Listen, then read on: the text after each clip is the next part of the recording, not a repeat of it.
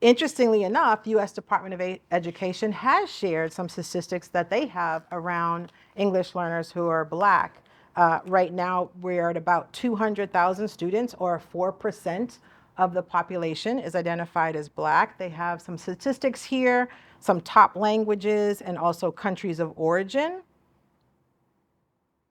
Go to the next slide. And then, of course, this is one of my favorites. This is the 10 local education agencies. And then you'll see my home state of Massachusetts on here, with Brockton Public Schools and Boston Public Schools having a large concentration of Black multilingual learners.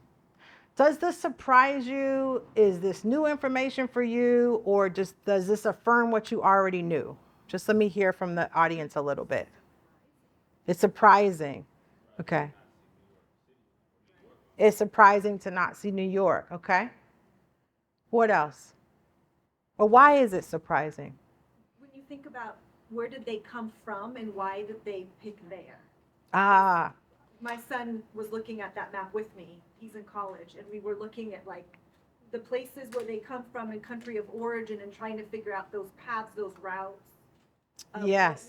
What would make folks, or what would drive someone to pick there to be? And we kept saying, well, not the unfriendly states, and like just having a whole conversation about it. Yeah, absolutely.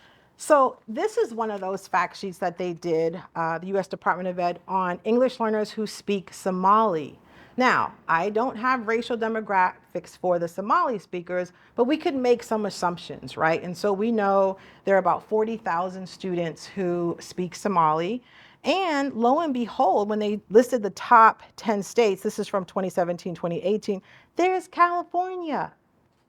So you're there, so you know that there's a population, and so let's push and get more information. And of course, they share information around what states those speakers are settling in, and then of course the increase over various years.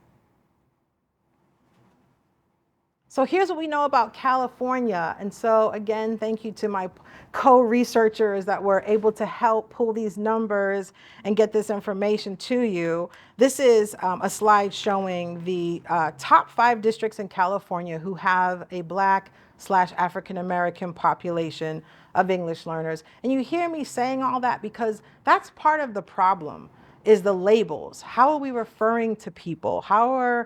What are the choices? Is it Black? Are you African American? Do you select other? It's all of the above. It's all of the above. And even in the field, we get this question a lot. I've had educators ask me, why do they have to be Black? Just like that. Kind of obnoxious. And then you know what I say? Because, right? I say because first of all, we should ask people groups like how do you want to be identified? What do you select? Do you check other? Do you add it in? Do you write it in? Whatever. But ultimately, their experiences in the US are racialized. And so we would be doing any group a disservice if that wasn't part of their experience. Okay, so we know students are here, but these labels are kind of putting us in this conundrum of like, why can't we quantify it? I don't think that's by mistake. That could be by design. That just the reporting part of it has some flaws. So based on these numbers, 5% of San Diego Unified has students that are Black English learners. Let's see, what else? Almost 2% of Oakland, and 1% of Elk Grove Unified. So again, is this surprising to you? Is this not surprising? Does this confirm something you already know?